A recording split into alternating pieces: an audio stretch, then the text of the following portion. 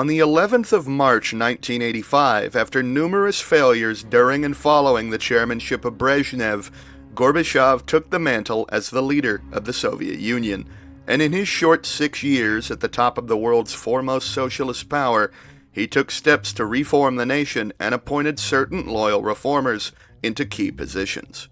Among the many positions Gorbachev was responsible for filling in December of that same year, one Boris Yeltsin would be placed at the highest position of management for the city of Moscow, the capital, and the Union's largest city. The position was one that drew national attention when used correctly, and Yeltsin did. 2 years later, in 1987, he became the first high-ranking Politburo member to simply resign. Unsatisfied with the pace of reforms, he gave a speech ridiculing the General Secretary, the party, and asking to resign. Gorbachev called him immature and irresponsible. Yeltsin was mercilessly targeted by state media and by the party, and he attempted suicide in late 1987, but failing this, in '88, began to plot his revenge. But he had intended to do all this from within the system.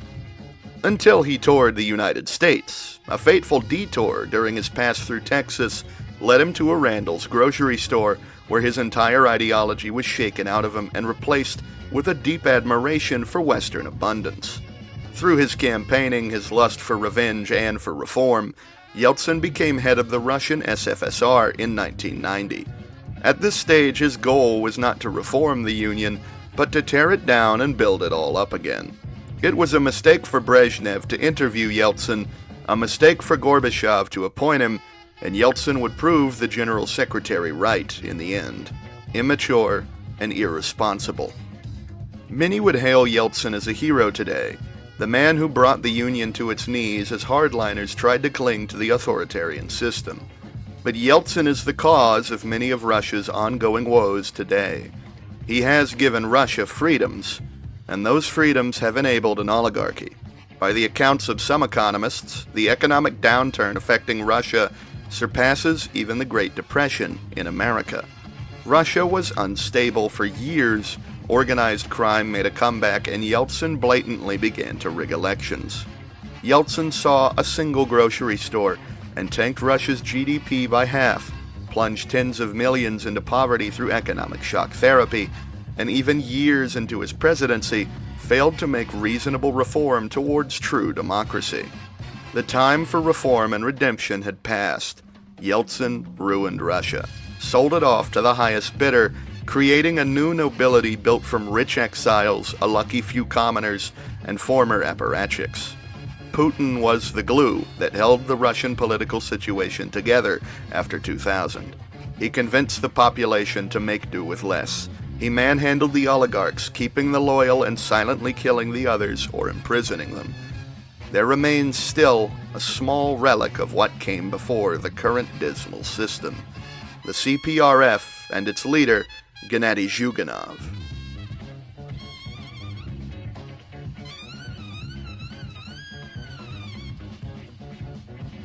The CPRF is the genuine successor to the CPSU, and Leonid Zyuganov was born in 1944. He is a physics teacher by trade and for 3 years served in a hazmat unit among Soviet forces in Germany. By 1966, he was a party member, and so for over 50 years today, Zyuganov has been a committed communist. In 1996, he had just entered his 30th year in politics. A genuine Soviet-era apparatchik, he had spent the glasnost period heavily critical of Gorbachev's reforms and was among party hardliners as the CPSU began to fracture. Zyuganov, 5 years after the collapse of the Union, was a beacon in the night. Foreign and domestic observers were absolutely certain he would win the '96 election. Zyuganov was sure of it too, but he had several things going against him. The CPRF was broke, and the media was now owned by oligarchs who supported the policies of Yeltsin, as said policies made them rich.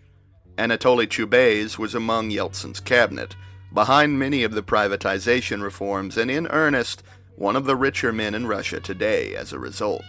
Kbytes recalled at the World Economic Forum of 1996, watching American and European business leaders circled around Zyuganov.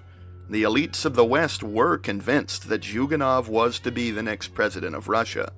Soros, Kbytes, and other Russian and former Warsaw Pact businessmen feared a red resurgence. Zyuganov was an outspoken hardliner.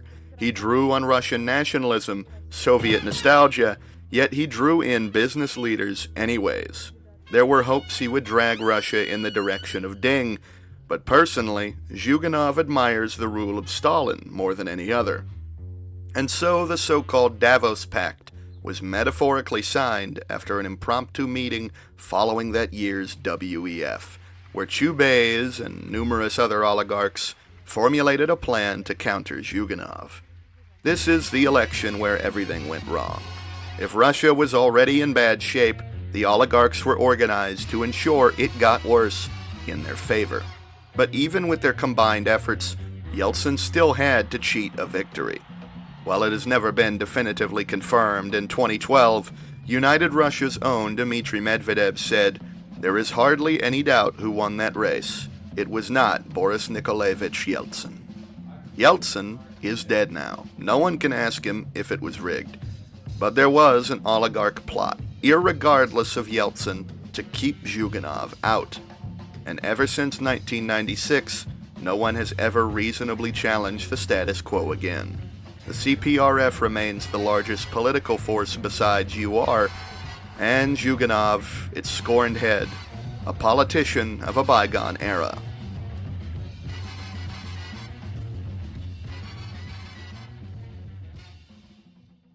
It is rare for events to happen that may, in short order, completely change the trajectory of the world order, and yet for Zyuganov he had lived it once, and again he was about to see it come to pass once more.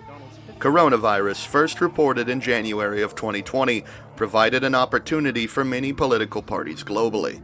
The Putinist system, of course, would never accept the CPRF overturning him, but this didn't mean it wasn't worth trying. They campaigned, pushing against Chipovization. The lockdowns, combined with unsuccessful constitutional reform and the mistreatment of Alexei Navalny, meant that the Russian people were up in arms, but the virus began to crescendo. Nations were falling like bricks. The Saudi king was dead, and soon thereafter his nation, and following it, the worldwide oil crisis. This was good for Russia on paper, but the effects of this crisis were long-reaching. The United States was strained by political polarization, mass riots, an untamed virus, and now record gas prices across the nation as war raged in Arabia. Wall Street broke under the weight. Biden's campaign victory could not stop the chain reaction. Everything collapsed, and with it the world economy reeled. Zyuganov took advantage. The CPRF was gaining in polls and local elections, and the failures of capitalism in Russia and globally were plain to see. To cope with the fall of Wall Street, the ruble was debased and social payments were frozen indefinitely. The old and disabled went hungry, relying on charity to survive. It would not matter how loud the Russians groaned. So long as Putin lived, they would weather the crisis and come out the other side intact under his control. But he would suddenly contract the virus and die. As he weakened, he gave control to the FSB chief Sergei Naryshkin to organize early elections. Within the CPRF are, of course, Zyuganov's loyal old guard, but also Rashkin's reformist clique, among other figures. Zyuganov may be party secretary, but he is not the presidential candidate. The 2022 emergency election saw a party conference which placed Pavel Grudinin, a former presidential candidate in 2018, at the forefront of the CPRF's campaigning efforts. Grudinin's political career began in 1977. He was a mechanical engineer by trade, and perhaps as a result of this, he values technology and development, as well as, of course, socialism.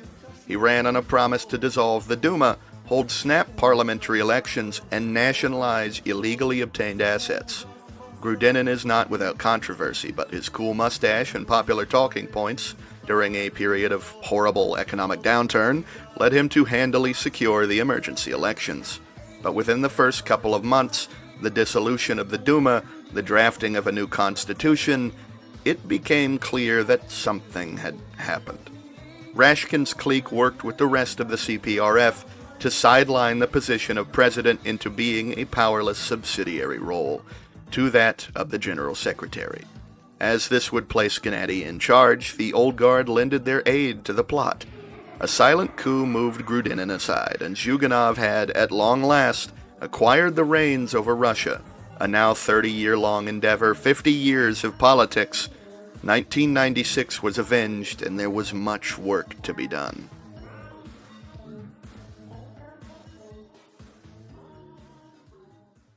The capitalist system in Russia is rotten, and it must be cannibalized, its resources put back to use for the common good and not for the profit of a few. Many oligarchs began to flee and offshore their capital in the first weeks following the election. Kbytes, for one, fled to Istanbul, later planning to make his final stop in Israel to claim citizenship. The fleeing of these people is a good sign. It is a sign that Russia will soon be unchained.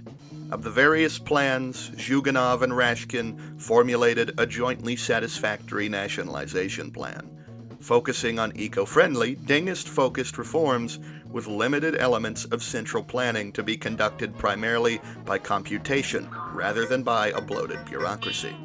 While currently the CPRF holds a majority of the parliament, with the dissolution of the Federation, the re-establishment of the RSFSR, and subsequently the heavily Rashkin-formulated constitution, democracy was still alive and well.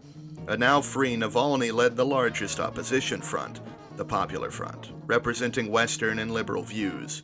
Meanwhile, Social Democrats bound together to make a minority left opposition, and hardliners under Kvatchkov organized the People's Militia, representing neo-Stalinists and other national communist types. And of course, the LDPR of Zhirinovsky still existed, marginalized but loud. The refounding of the KGB heavily targeted oligarch and far-right assets, the LDPR among the first organizations to be formally banned by the new union. This set a precedent. Toe the line. Other parties were unhappy, but they know now to toe the line. But even with a swift nationalization, the freezing of foreign and domestic assets, the arrest of dissenters, and the banning of hardline opposition, there remained an inter-party dispute that had to be hashed out. Legacy or reform?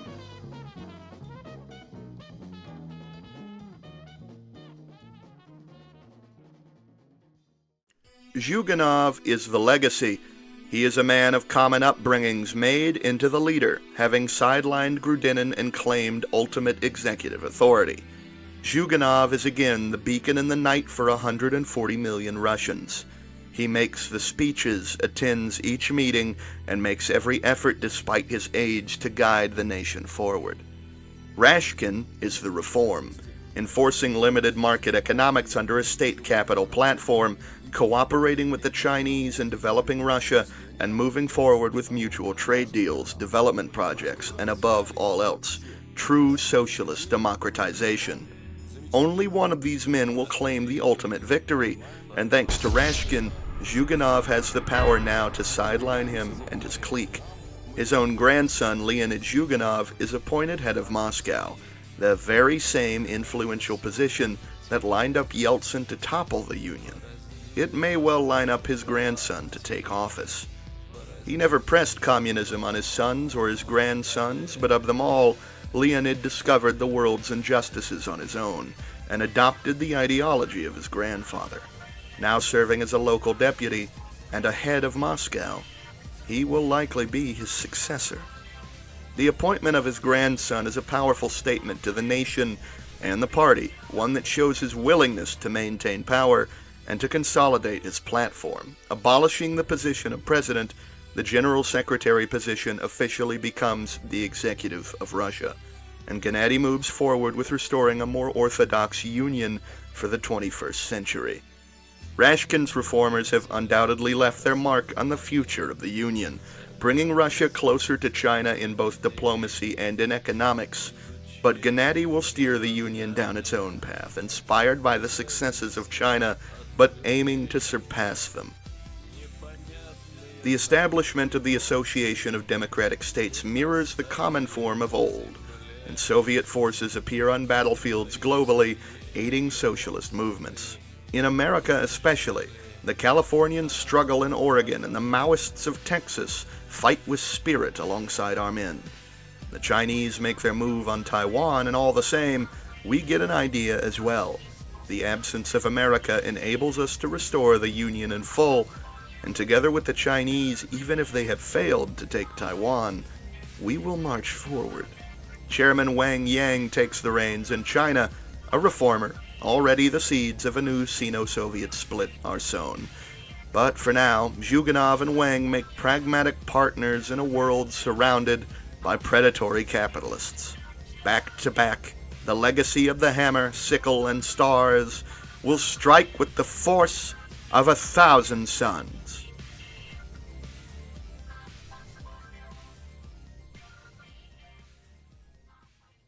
General Oleg Salyukov, born in 1955, is the latest of the Salyukov line of great military commanders.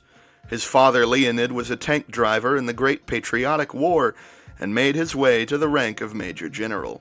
His son followed in his footsteps, graduating from the Ulyanovak Guards Higher Tank Command School in 1977. Salyukov isn't just an old general, he's a genuine deep battle theorist. The Russian army has changed very little from the time of his graduation. New technologies, armor, and innovations, but the vehicles and tactics and strategies remain the same. The Red Army was never tested against the West, but its swords are still sharp, passed down for generations now. Salyukov is given the unique opportunity as the newly minted Marshal of the Soviet Union to reform and rebuild a mechanized, deep battle army. As the wheels of labor turn and Soviet industry burgeons under the guidance of the Soviet state, the military acquired increasing numbers of BMPs, T-90s, 2S-19s, and Tunguskas. By the thousands, these armored vehicles roll off the lines, complemented by trucks, expanded conscription, and the introduction of infantry portable drones for reconnaissance and light support capabilities. The high command is shaken up. Shoigu and Kartapalov, among others, are purged, and new officers are promoted up through the ranks. Under the guise of peacekeeping as part of the ADS, Soviet forces are sent abroad in the tens of thousands to test our new doctrines. In Texas, in California, while the commitment of forces isn't enough to stop the fascist tide from overrunning Texas, General Glushenkov holds a security perimeter north of San Antonio. And after months of hard combat along the Mississippi River, poised to save our comrades in Texas, we simply are unable to commit enough. Eventually overran, but not before proving the veracity of our reforms, our equipment, and our tactics, dealing casualties at a rate of 10 to 1 in wild America. But still, our contributions could not buy California enough time.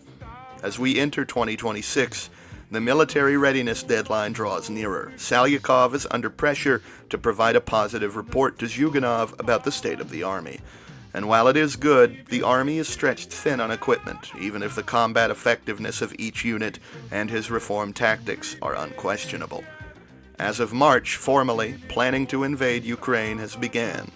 The recognition and pseudo-integration of the Novorossiyan government has inflamed Ukraine and Western observers.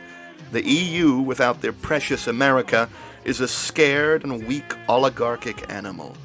They descended on us like vultures in the 90s, and we have finally taken back our country from the cult of capital. Zyuganov is determined to restore the Soviet Union, the former glory of not just Russia, but all former subjects of the Union and its satellites. But before it can endeavor west, it must endeavor to the Caucasus and to Central Asia. 2 declarations, one in Tbilisi and one in Tashkent, decrees the re-establishment of Soviet authority over the breakaway countries. They may choose to accept or decline, but if they decline, their fate is set in stone. Broadly speaking, the territories peacefully accept without much resistance to us. and we reorganized their armed forces into auxiliaries to support the main army. Final preparations are being made. We have defeated the greedy capitalists in our country. We have developed our nation to a great degree. Our production is greater, our tactics are refined, and we established ties formally with Transnistria. With all the dominoes set, the war of redemption begins now. The troops line up, our satellites record a panicked NATO response, and after assembly, Salyukov gives the order.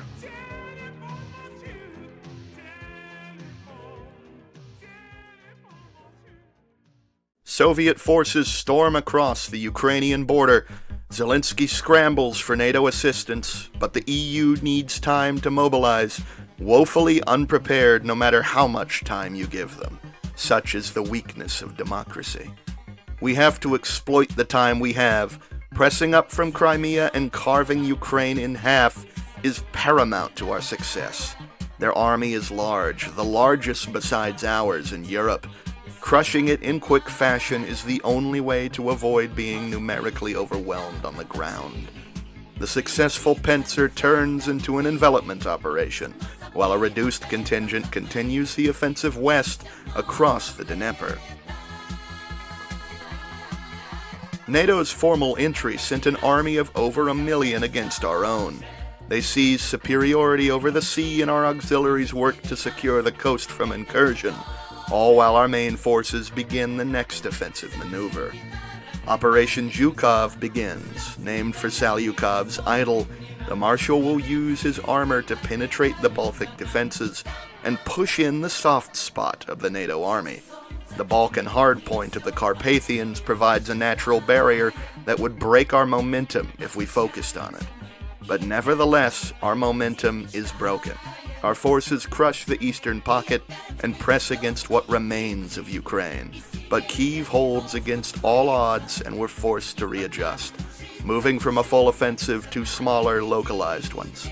The front resembles trench warfare, stagnant in most areas, except for pockets of heavy fighting. Regardless, we must keep making gains.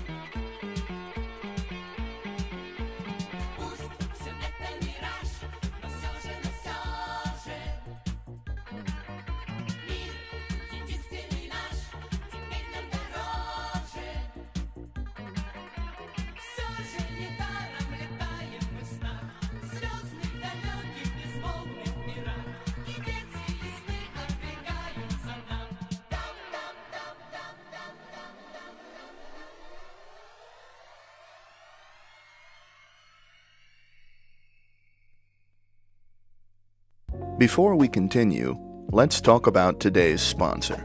This is Pax Historia, made by some former Hoi4 mod developers who have now turned to the world of generative AI.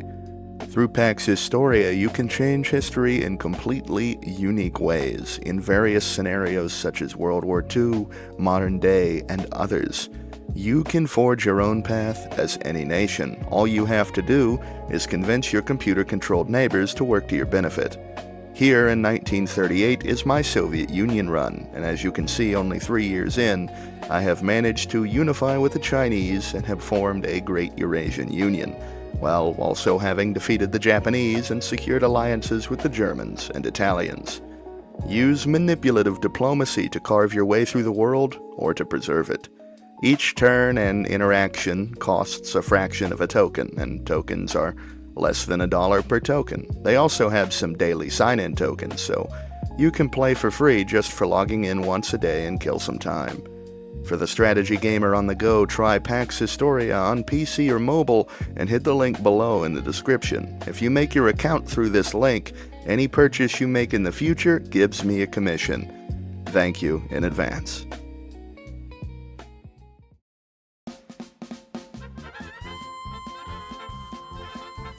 With Europe's armies broken, the liberal order is shaken irreversibly. Our motherland is reclaimed in full, and the glory of the Union is restored. Now, we can spread our prosperity to the satellites again. Reconstruction will be a costly affair, but we are all comrades now. What was is done now, and we find much opposition, but many open arms also, the failures of capitalism having left a lasting impression on the people of the West. Chairman Gennady is old, General Salyukov is old, and with our success in the War of Redemption, it is time for the old to rest. With Salyukov leading his last victory parade, he retires from service. No one believes truly that this victory is an eternal one. Neither side possessed the resources to outright vanquish the other. But who is to say what the next few years may net? Much of the NATO armies have survived, and now disgruntled veterans, mournful civilians, and the formerly fringe come to the forefront of civil unrest across the once strongly liberal West. They are embraced by their old darkness, a vice capitalism will always lead to. Fascism and its variants. It calls to the capital lions like blood to a vampire. Impulsive, a disease afflicting the pride damaged in the weak. Jealous of us or afraid of us or any reason they tell themselves. In the pursuit of restored glories, we have revived our former foes once thought vanquished. The heart of darkness is preparing to make another attempt to cast us beyond the Urals. To decide our future, party elections are held. It is time to let Gennady rest and to appoint a new General Secretary to continue the successes of the last.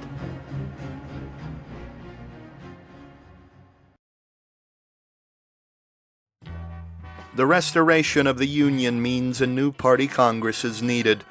The Union as an organization is a level above the Russian government, and as such, the CPRF is returning to its roots as the CPSU. The Russian Federation has its leader still, but the Soviet Union is currently in a state of emergency. The victory has done many things. Among the things it has done is given us rebellious lands. The Baltic and Ukraine are unwilling participants in a union they feel had failed them. And we understand. But under the guidance of Leonid Kalashnikov, the State Council will bring these territories in line and set the stage for a new party Congress. Old Gennady is not running for re-election. Instead, he's presented with a small list of candidates to endorse: his grandson Leonid or his loyal deputy Yuri Afonin. Afonin is in his 50s, experienced, but not so old as to be near retirement. There are concerns from Gennady's compatriots that Leonid's appointment could be seen as cronyism, and indeed it would be. It would be a sad precedent for a union that wishes to get away from the corruption of old. Gennady ensures Leonid a spot in the Politburo, a position of administration, to give him experience. But his endorsement, and therefore the whole Congress's, goes to Yuri Afonin. The unified Union and its satellites present a hefty challenge for the newly elected General Secretary, one that will be alleviated through persistent and careful reorganizing. The economy, the army, the bureaucracy is jumbled, with so many different countries now being made to work as an interconnected economic machine. The principle of dingism and market socialism ring true as a convenient solution. The implementation of market reforms and a focus on product quality over production quantity ensures a developed and growing modern industry with a pursuit for innovation. AI is utilized in part to aid in economic decision-making of the state, but it's kept to a subsidiary role. The businessman and our Politburo's own reasoning will prevail over that of a computer, even if it is helpful. But Afonin faces an even worse situation beyond the borders of the newly minted Minsk Treaty Organization. One step forward, 2 steps back. The rebirth of the Union is hardly even the highlight of the decade. The same year that we returned victorious over Europe, the fascistic Patriot Front secured a grasp over America, their Rousseau taking a hard stance against crime and against communism. Overnight, decades of progress was undone. European nations walked right back into fascism, but this time, France and Britain stood with them, and America was soon to join them. This so-called Pact of Steel is a terrifying reaction beyond our worst nightmares, and as terrifying as it is, our greatest ally in Beijing has now began its second reclamation war, this time on a much grander scale. All of Asia is alight, and despite initial setbacks, our aid as well as China's own might has turned the tide, breaking India down and eventually turning the tide in Korea, although by 2030 the war is at a devastating stalemate in Indochina. It will likely drag on for years more. It feels as though the planets are aligning, and a world war is no doubt within our reach. There's no real way to avoid it anymore. Aphonen begins the collective security plan, using the ADS to rebuild the now defunct United Nations from the ground up, learning from its mistakes and creating a bright future for not just communists, but progressive democracies across the world. Brazil, Iran, and others are given membership in the ADS, and Russian aid and military advisors go out to combat zones globally, trying to stymie the growth of fascism. As Mexico and Canada are overwhelmed by American nationalists, the diplomatic situation seems bleak. The axis of evil is upon us. A swift invasion into the Balkans brings to heel the former Yugoslavs, the last wild card on the continent secured for socialism. Aphonen has but precious time left to prepare for the inevitable onslaught. China may play an invaluable role, but only if they can pull forces from Asia to threaten the Americans. The industry, the military, with all its might, strength, and skill, will have to endure one more great challenge.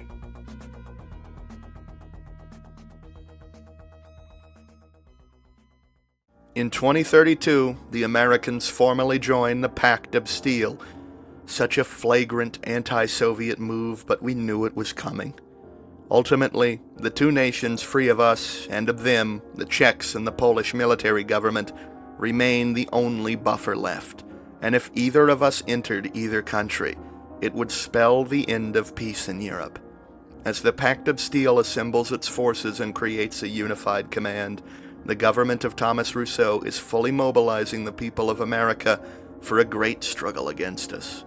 They have known only war for years. A people of such resolve are deadly. As German forces press over the border of Czechia and Poland, our forces rush to respond. With the collapse of the buffer states, we are at war. God help us.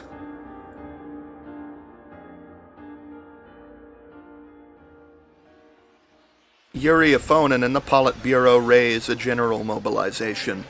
Of the 300 million Soviet citizens, some 20 million will be made ready for conflict, and of that, 4 million are planned to go directly to combat operations. Reserve and auxiliary units are raised to full strength and deployed to the line.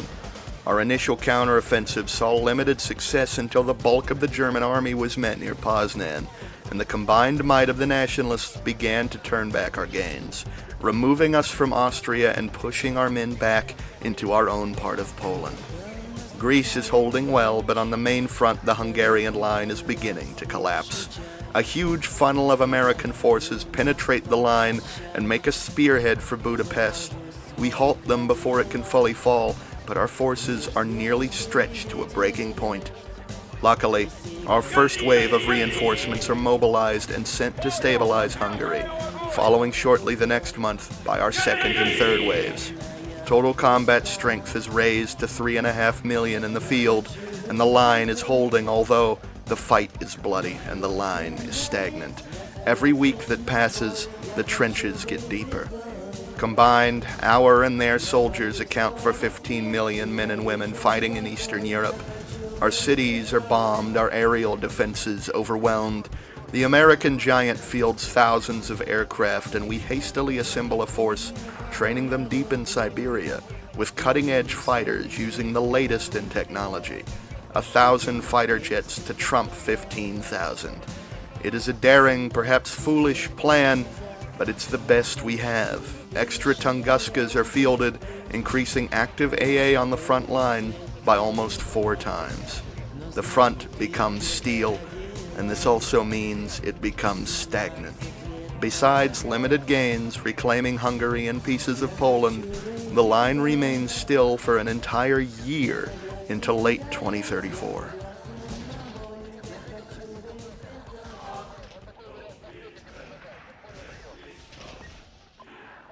Named for the Russian emperor during the Napoleonic Wars, Operation Alexander involves the deployment of all weapons available to overrun Europe.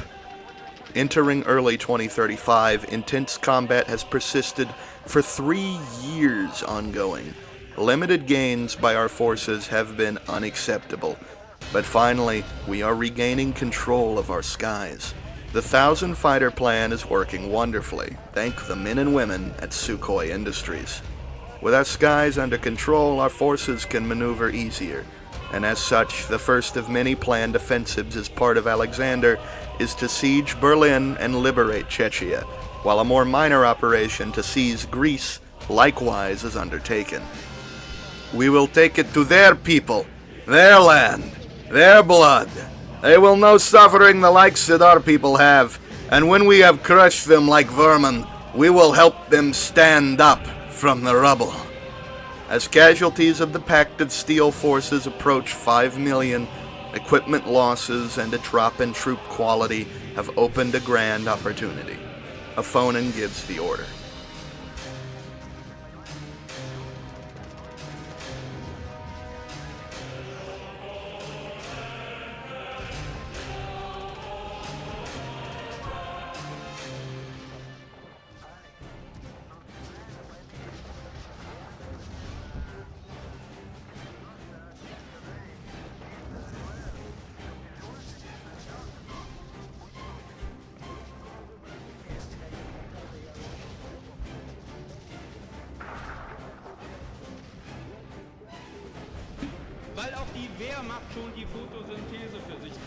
Crossing now over the Czech border into Bavaria, our forces have broken the iron wall of the Pact of Steel.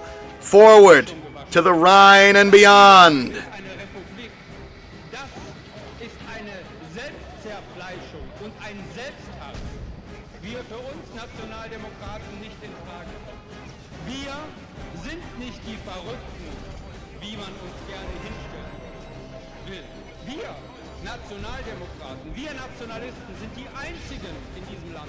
Continued offensive efforts break us through Germany, into the Benelux. The path ahead is clear of natural obstacles, the roads are paved, and the land is flat, and nothing can stop us now. The American army is shattered, and with it, half the strength of the Pact is gone. The British are weary of fighting. Comrades have launched a revolt in Liverpool. We dispatch an army to go and help. Their axis of evil is disintegrating. Go now, comrades, to Paris, then to Rome, and to Madrid.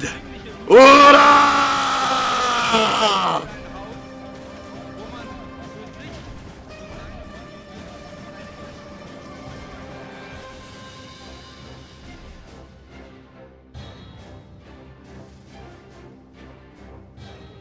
Europe is secured, but one devil remains, the worst of them all.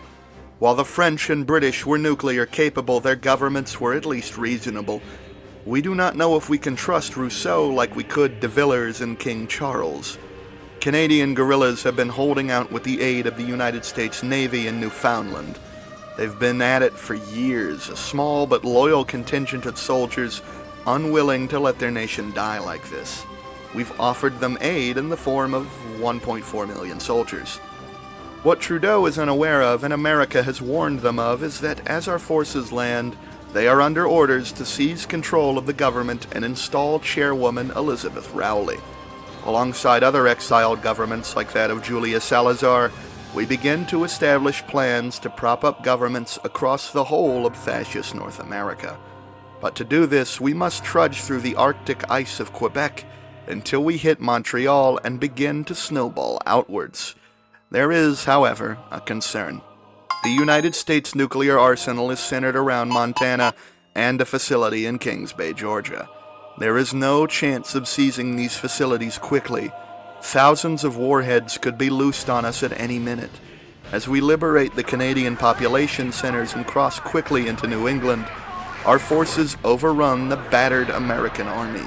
The fate of the world hangs in the balance. As the fighting strength of America is destroyed, Rousseau goes into hiding deep in a mountainous complex, and a desperate order is given. Nuclear weapons rise from American silos. It's not the entire American arsenal, but a large number of missiles. We are forced to respond in kind.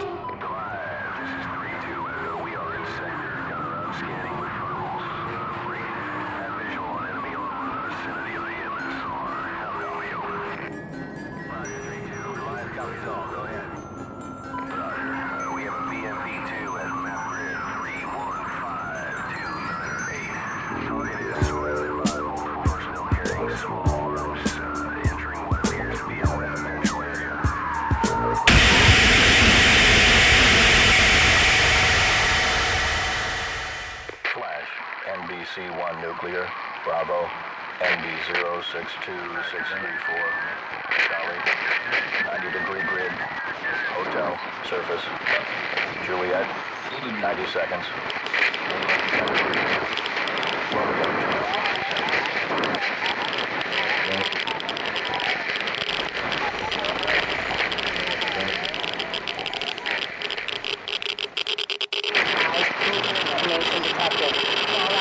Within a radius of 7.4 miles, epicenter located at N058. Targets across Canada, the eastern seaboard, Europe, and our main territory are struck. Anti-missile defenses across our lands minimize the damage, but as our nukes land in response, order in America begins to crumble. In Europe, the Red Army moves to provide emergency aid to affected areas. Tens of millions lay dead or dying due to injuries sustained in the blasts. But we are alive. Our forces careen west across what remains of America, bringing some semblance of order. In the end, some have to ask whether it was worth it.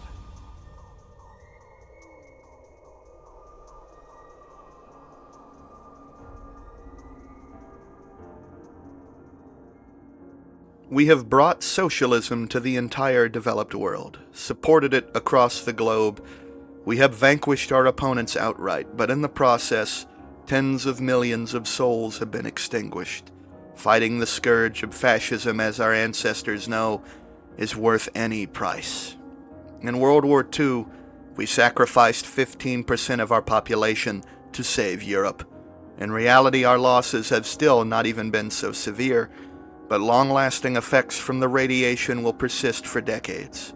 Major centers like Berlin, Paris, London, and others will lose their size and significance as population is relocated to safer cities. It will take decades of labor, cooperation between the workers of the world, but we have peace. And in Asia, amid the nuclear exchange, there is peace there as well, sacrificing the mainland of Asia to preserve Japan, Australia, Indonesia, and even Malaysia as nations free of socialism. This is fine. They have earned that freedom, just as we have earned our socialist paradise. We will live in peace and in mutual prosperity. Alongside our Chinese allies, we have a world to put back together. Thank you for watching, if indeed you have made it this far. And thank you for watching my first sponsored video. And thank you. Just thank you. We've hit 17K. It took me a long time to put out this video, longer than any other.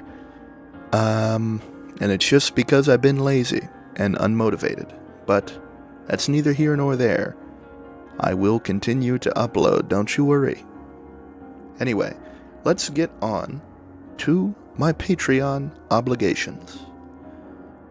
To my $5 Knights of Biskin, Gangster Plays, Panchak, The Irishman, Samay Cash App, Jonah Greenbaum, Lincoln T.C. Payton, Dedrin, Steve Hayes, Luther Manhole, Santiago Soto, Gotts Hubner, Boosgumps, Cyclonus 777, can't say that still, Legrand Puba, Justin, Von Kale, Ian Riley, Reggie Flores, and Tommy Leo 1.